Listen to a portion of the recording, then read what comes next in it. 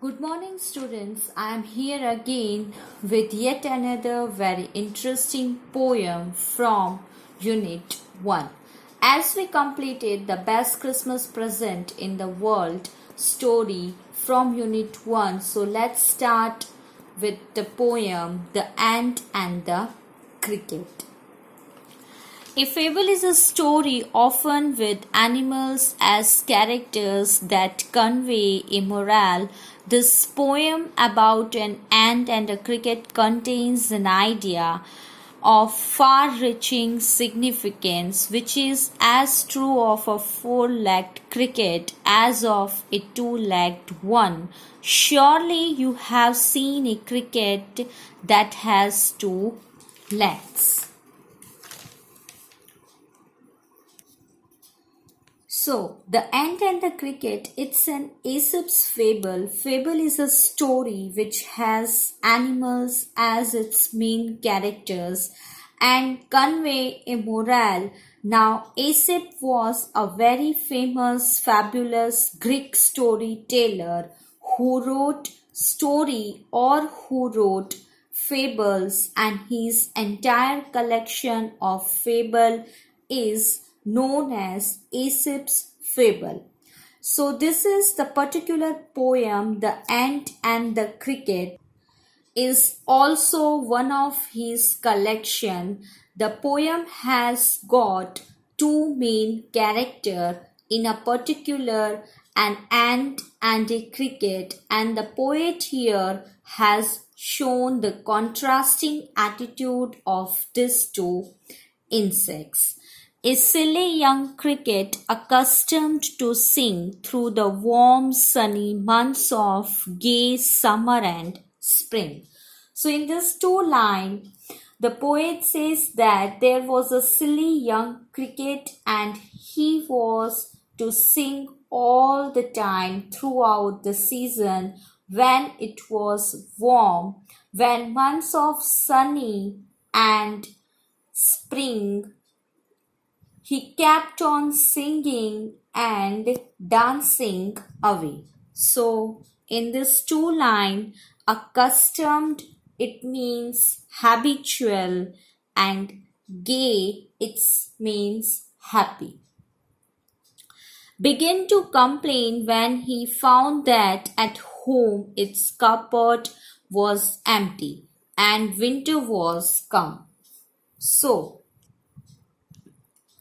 So when after the summer season and spring season, the winter had arrived, the cricket began to complain because all the months of summer and spring he had idle just without storing anything for himself, and now when the winter had come, he started to complain when he found that at home all his cupboards were empty, there was nothing inside.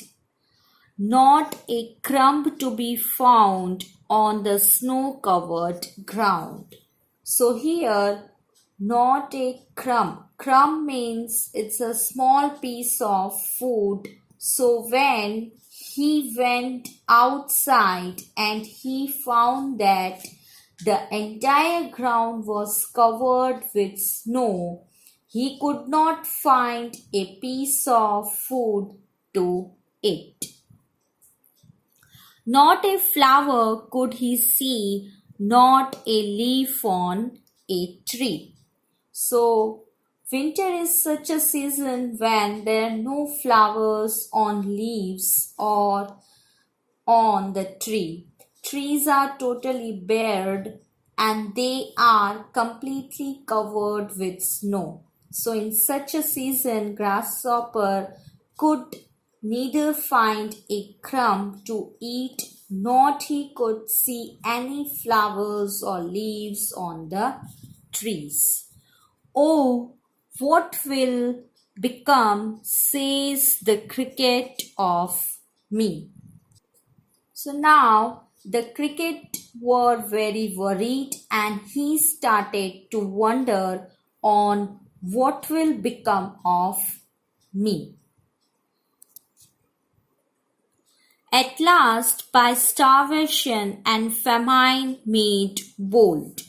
So here, starvation, it means hunger, and famine, it's mean storage of food. All dripping with wet and all trembling with cold. Now the cricket was completely wet and he was trembling. So trembling means shivering. Now the cricket was hungry and the storage of food made him to wonder what will become of him. And he was completely wet and shivering with cold.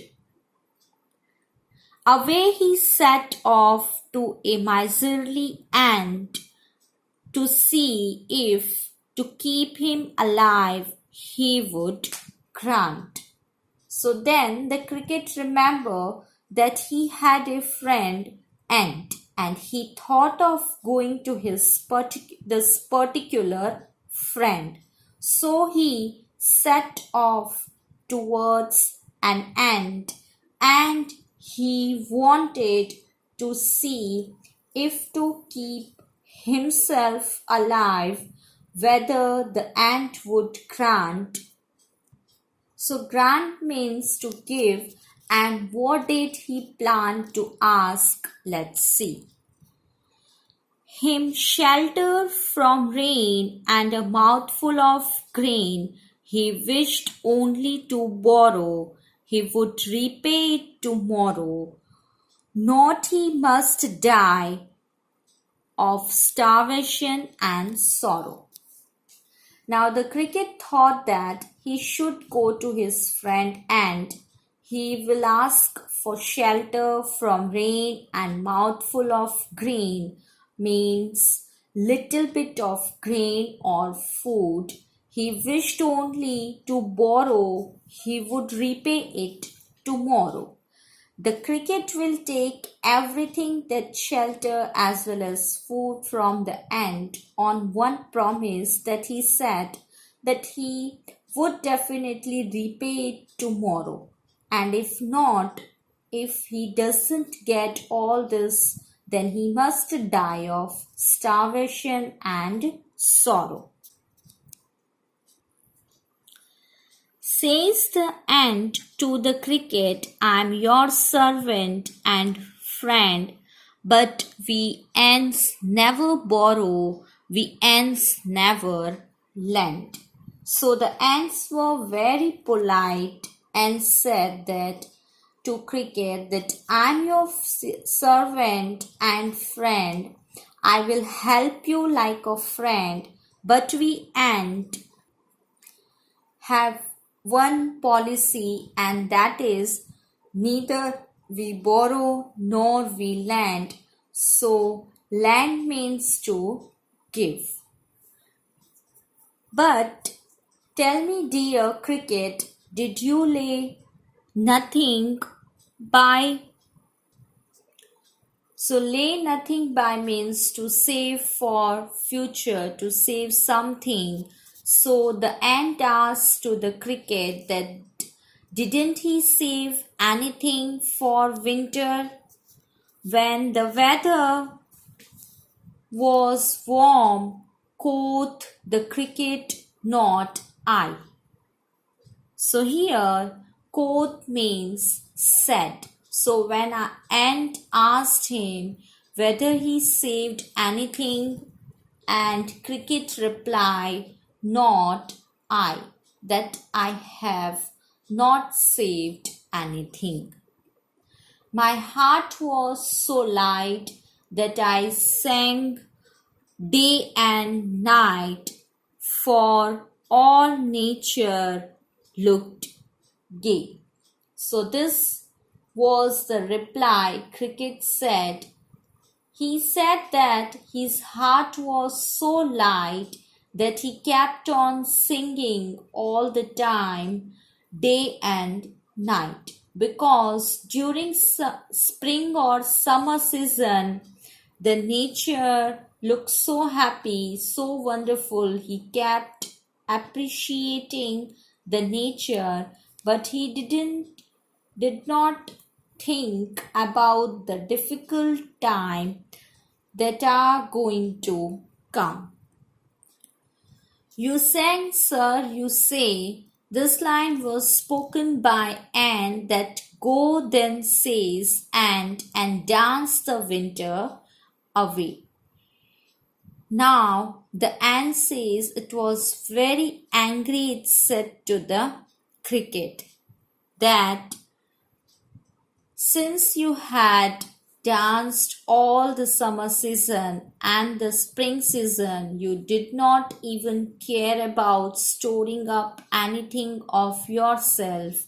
Now, in this winter season also, you can go and dance away.